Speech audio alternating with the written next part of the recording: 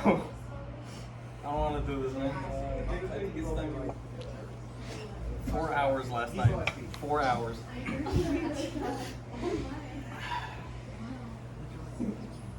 Woo! Let's go, Eduardo! Yeah! Could I get somebody else up before me? Let's go. Yeah, I'm already ready to leave. Anyway, greetings, fellow classmates. I have spent about 4 hours last night staying up till 2 in the morning trying to do this because guess what I was doing? Procrastinating. Yes, there you go. Give a clap to Addison. Addison. I already forgot everybody. Anyhow, but today I'm going to be speaking about two IPs that y'all may know well. Alright? I will never know what shame is until today. I mean, my last speeches were not that great, but I'm going to stall for as much time as possible. Today, I'm going to be comparing two things. And when you feel free to laugh. Yeah. CS versus Valorant. Yay! This is the worst. Alright. So, here is the game gist.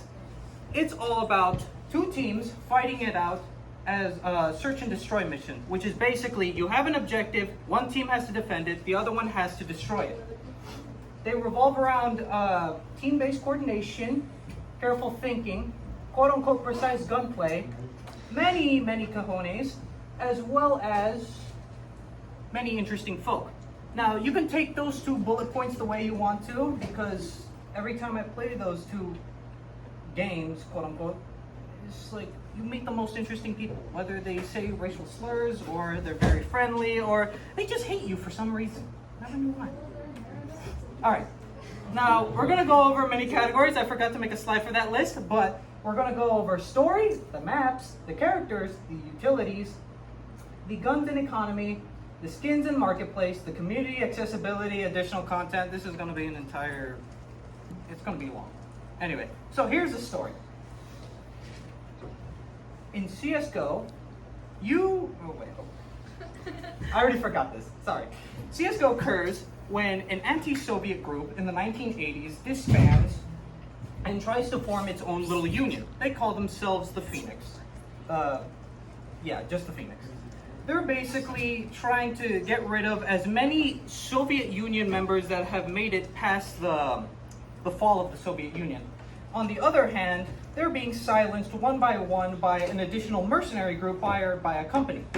And because of this, they have to battle it out between paid mercenaries from a huge corporation called, I think, VTech? Something? I don't know. It's a shipping company. And the whole premise of it is that you're literally just hired guns, forced to fight each other for no apparent reason. While in Valorant, you are a person with superpowers from a specific material that has just been recently found, and you basically invent traveling, or like portal travel to another universe where inherently you're running out of that resource and you're going to that world, or a copy of the world, to extract resources from them, and they don't like the fact that you're kind of technically invading, so they're trying to stop you. I don't know. I just call them Space Wizard terrorists and just go on. Anyhow, the maps. Both maps are very interesting. They take place in some parts of the world. One takes place in Italy. This is called Inferno. The other one takes place in Germany. This one's called Nuke. And for CSGO's maps, they're more set in reality. This one's in a small town. This one's in a nuclear facility. Guess what happens when you plant the bomb? One explodes children. The other one basically makes Chernobyl 2.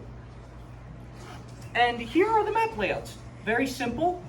This is CT, this is T. You just basically run around, site. That's it. Same thing with Nuke. Now, Valorant, on the other hand, amazing set pieces. Like, I'm talking mystical, magical wizard shit, all right? Like floating islands under the water. Over here is Pearl. I couldn't get a better image, but you're basically in a city in a dome underwater. I don't get it. But the map layout, what do you do? This is from a different map. I couldn't get one right. But like, where do you go? Too many places. Not enough fun. I don't get it. And yeah, characters. Don't mind Gandalf with the AK. So, Valorant decided to do something funny. They wanted to add characters to their game. And I'm not just talking like, oh, you know, you're playing as this. No, they wanted to flesh them out. They wanted to give them stories. So now, each and every character has their own different personalities. Now they have their own unique gist that makes them cool, I guess.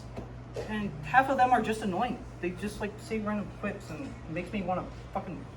Sorry. It basically makes me want to just do something to myself.